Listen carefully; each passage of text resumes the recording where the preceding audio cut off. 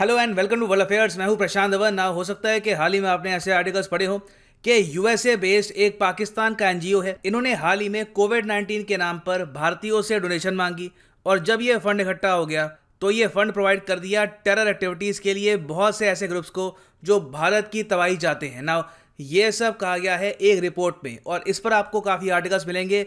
यहाँ पर मेन आरोप लगाया जा रहा है रिपोर्ट में ईमाना पर और इनके एक कैंपेन पर हेल्प इंडिया ब्रीथ। और ये आरोप लगाया किसने है? ये आरोप लगाया है डिसइन्फो लैब ने। डिसइन्फो लैब ये कहती है कि इन लोगों का काम ये है कि लोगों के सामने सच्चाई रखें और एक्सपोज करें उन संगठनों का जो लोगों का फ़ायदा उठाते हैं। नाउ यहाँ पे आप पूछोगे, हाल ही में एक सिमिलर संगठन न्यूज़ में था, यूरोपियन यूनियन डिसइन्फो लैब। क्या ये दोनों सेम है? तो इसका आंसर है नहीं।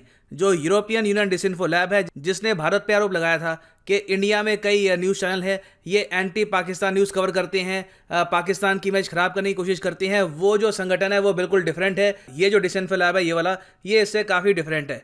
तो इन लोगों ने हाल ही में पब्लिश करी एक रिपोर्ट का नाम है COVID aid scam 2021 using India's goodwill to damage India. और इस रिपोर्ट में उन्होंने ये बोला है कि जब इंडिया में कोविड केसेस पीक में थे और एक बार को मेडिकल ऑक्सीजन की भारत में काफ़ी हद तक कमी थी, उस वक्त आपको याद होगा कि पूरा देश सामने आ गया था। ना सिर्फ पूरा देश, कई फॉरेनर्स ने भी हेल्प करी इंडिया की, डोनेट किया पैसा, कोशिश करी गई कि जल्द से जल्द सिचुएशन यहाँ पे नॉर्मल हो जाए। सो यहाँ पर डिसइन्फो लैब ये कह रहा है कि कुछ लोगों ने गलत जगह डोनेशन कर दी है और अब उनकी डोनेशन हो सकता है कि टेरर एक्टिविटीज़ के लिए भी यूज़ हो। ये लोग यहाँ पर कह रहे हैं कि जिन लोगों ने हेल्प इंडिया ब्रीथ कैंपेन के अंडर ईमाना के ज़रिए डोनेशन करी है, पॉसिबिलिटी है कि जो इनकी डोनेशन है ये हमास तक या फिर हाफिज सईद तक भी पहुंच सकती है। ये इन लोगों ने समझाया है अपनी वेबसाइट पर। सो यहाँ पे आप देख पाओगे ये वेबसाइट है डिसइन्फो लैब की और यहाँ पे अगर मैं स्क्रॉल करूँ तो ये एक बहुत अच्छा ग्राफिक है। इस ग्राफिक के ज़रिए इन्होंने ये सिंप्लीफाई करके समझाया है कि कैसे जो पैसा है ये डोनेट किया गया भारत से, यूएसए से, कनाडा से, जर्मनी से, सऊदी अरेबिया से, यूएई से, इवन नेपाल से, और उसके बाद जो ये पैसा है घूम फिर के कैसे पहुंचा हमास के पास, हाफिज सईद के पास और इवन हिजबुल मुजाहिदीन के पास। ना यहाँ पे आप एक बहुत ही बेसिक क्वेश्चन पूछेंगे कि अच्छा ठीक है, यहाँ पर मेन रीज़न ये है कई लोगों ने गलत जगह पैसा डोनेट कर दिया इस रिपोर्ट के हिसाब से, उसकी वजह से हो सकता है कि ये पैसा पाकिस्तान के टेरर आउटफिट्स तक पहुंच जाए। मगर लोग ऐसा करेंगे भी क्यों? सीधा डोनेट करते पीएम केयर्स पर। देखो अनफॉर्चुनेटली पीएम केयर्स को लेकर पॉलिटिक्स बहुत ज़्यादा स्टार्ट हो गई थी। नहीं तो वैसे आप अगर देखें तो सबसे बेस्ट तरीका यही था कि या तो जो पीएम फंड है वहाँ पे डोनेट करते लोग, या फिर जो पीएम केयर्स फंड है वहाँ पे डोनेट करते। खैर मगर फिर भी कई लोगों ने यहाँ पर ईमाना का जो फंड है यहाँ पे डोनेशन कर दी। अब यहाँ पे आप पूछोगे अच्छा ईमाना की फुल फॉर्म क्या है? यहाँ पे आप देख पाओगे इनकी रिपोर्ट में लिखा है ईमाना की फुल फॉर्म है Islamic medical association of north America. अब यहाँ पे आप पूछेंगे कि लोग सीधा यहाँ पे डोनेट क्यों करेंगे? तो देखिए जो इनका कैंपेन था हेल्प इंडिया ब्रीथ, हो सकता है कि लोगों को ये काफ़ी जेन्युइन लगा उस टाइम और लोगों ने यहाँ पे डोनेशन कर दी हो, मगर लोगों ने यहाँ पर ये इतना पता करने की कोशिश करी नहीं कि ईमाना के कनेक्शंस क्या हैं। अब इस रिपोर्ट के हिसाब से जो ये रिपोर्ट कह रही है, सिर्फ मैं आपको ये बता रहा हूँ, ये लोग यहाँ पर ये क्लेम करते हैं कि जैसे ही ये पैसा पहुँचा ईमाना के पास, इन लोगों ने इसका बहुत बड़ा हिस्सा पहुँचा दिया ISNA पर। ISNA क्या है? ये है Islamic society of north America. अब ISNA के बारे में आप अगर पढ़ोगे तो 2008 में पता लगता है कि इनके कुछ कनेक्शन थे हमास के साथ। हमास आपको पता होगा ये वो आउटफिट है जिसने हाल ही में बहुत सारे रॉकेट्स बरसाए थे इजराइल पर, और फिर उसके बाद इजराइल ने हैवी बॉम्बिंग करी थी गाजा पट्टी की। तो हमास और ISNA का नाम इन द पास्ट आ चुका है और इन लोगों ने अपनी रिपोर्ट में भी इसका मेंशन किया है। यहाँ पे आप अगर देखो तो उन्होंने यहाँ पर यह बताया कि ISNA का हमास के साथ कनेक्शन था। 2008 में इन पर एक केस चला था कि यहाँ से कुछ डोनेशन जा रही है सीधा हमास पर। अब यहाँ पे आप पूछोगे वेट, इन पर केस क्यों चला हमास को डोनेट करने के लिए? देखो इशू यहाँ पर यह है कि यूएसए ने डिक्लेयर कर रखा है हमास को एक FTO मतलब फॉरेन टेररिस्ट संगठन। तो यहाँ पे आप अगर देखोगे FTO की लिस्ट है, यहाँ पे आपको दिखेगा हमास। 1997 में ही यूएसए ने हमास को डिक्लेयर कर दिया था एक FTO। तो ऑब्वियस सी बात है एक FTO को आप अगर डोनेट करोगे पैसा तो सीधा उसके बाद होगा केस, जांच पड़ताल होगी। और आप देखेंगे हमास के अलावा यहाँ पे हिजबुल्लाह का भी नाम है, उसके अलावा श्रीलंका का जो LTT है उसका भी यहाँ पर नाम है।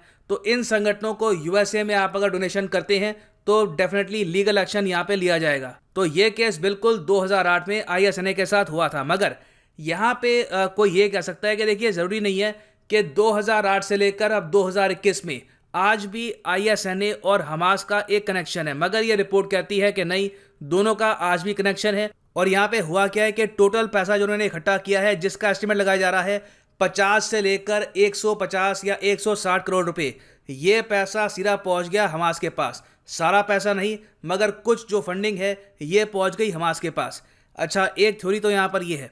फिर एक और थ्योरी यहाँ पे है अल खिदमत फाउंडेशन की, ये पाकिस्तान बेस्ड है। तो यहाँ पे इमाना ये कह रहा है कि अल खिदमत फाउंडेशन में ये पैसा गया। अब अल खिदमत फाउंडेशन लोगों को पता नहीं है, ये चैरिटी विंग है जमात इस्लामी का।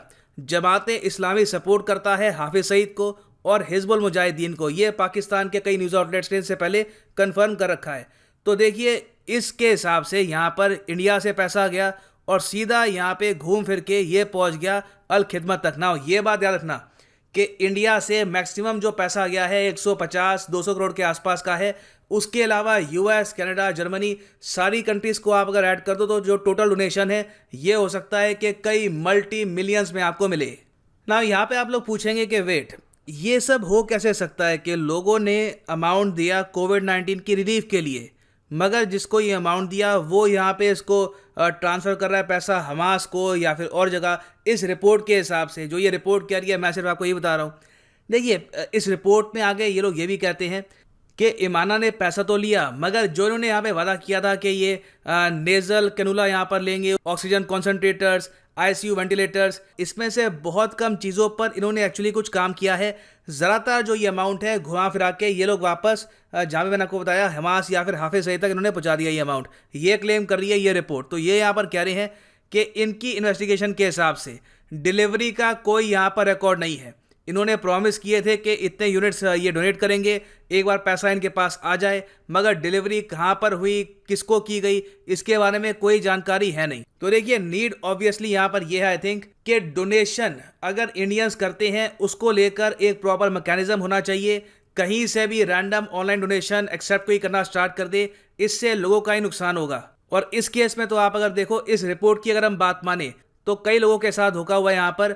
उन्होंने सोचा ये था कि भारत की भलाई के लिए ये यहाँ पे पैसा देंगे, मगर अब ये पैसा गलत काम के लिए भी हो सकता है कि इस्तेमाल हो। एंड फाइनली यहाँ पर मैं ये भी ऐड कर दूँ कि आप अगर लाइफ में एक बार प्रॉपरली प्रिपेयर करना चाहते हैं for UPSC exam, IAS exam की तैयारी प्रॉपरली करना चाहते हैं, तो सिंपली जाओ unacademy.com पे या फिर डाउनलोड कर लो अनअकैडमी की ऐप और यहाँ पे क्लिक करो UPSC CSE GS पर और गेट सब्सक्रिप्शन। और यहाँ पे आप परचेज कर सकते हैं प्लस या फिर आइकॉनिक कोर्स। जो प्लस कोर्स है यहाँ पे आपको लाइव टेस्ट, क्विज, बहुत सी चीज़ें मिलेंगी, ये आप परचेज कर सकते हैं। जो 12 मंथ का कोर्स है ये आपको पड़ेगा पर मंथ 4125 का, मगर ये प्राइस कभी भी पे मत कर देना। प्रोमो कोड यहाँ पर यूज़ करो PD10 और जो प्राइस है इस कोर्स का ये और ज़रा कम हो जाएगा। पर मंथ आपको पे करने होंगे सिर्फ 3713 रुपीज़ और फ़ोन पे, टैबलेट पे, कंप्यूटर पे लाइव लेक्चर आप देख पाएंगे। So use the promo code PD10 and save money. इसी नोट के साथ ये है वीडियो का अंत। Thank you for listening and as always God bless you all.